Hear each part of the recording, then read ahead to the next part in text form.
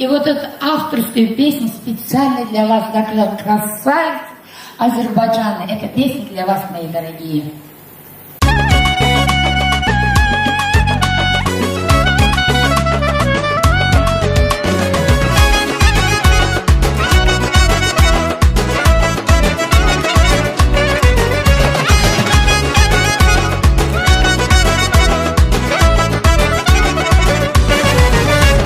Güzel nazlı gemzeli, şirin tuzlu mezeli, bu dünyanın güzeli Azerbaycan kızları.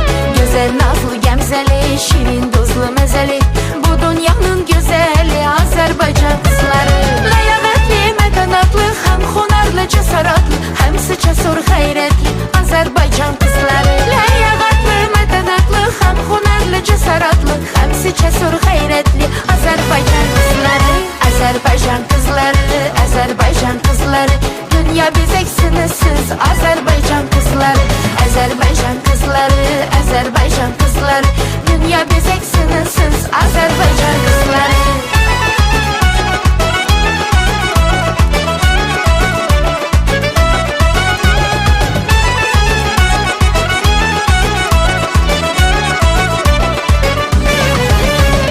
Hanım hatun mərifətli, dost çürəkli, bərəkətli, xoş arzu, xoş niyyətli Azərbaycan qızları. Hanım hatun mərifətli, dost çürəkli, bərəkətli, xoş arzu, xoş niyyətli Azərbaycan qızları. Gözəl ana, gözəl Bakı, yarının başının tacı, dərdlərimin ilacı Azərbaycan qızları. Gözəl ana, gözəl Bakı, yarının başının tacı, dərdlərimin ilacı Azərbaycan qızları.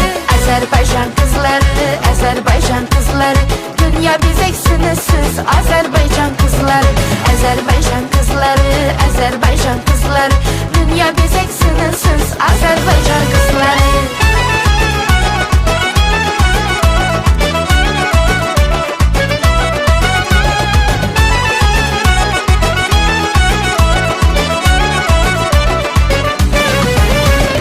Azerbaycan kızları, Azerbaycan kızları, dünya biz eksiniz Azerbaycan kızları.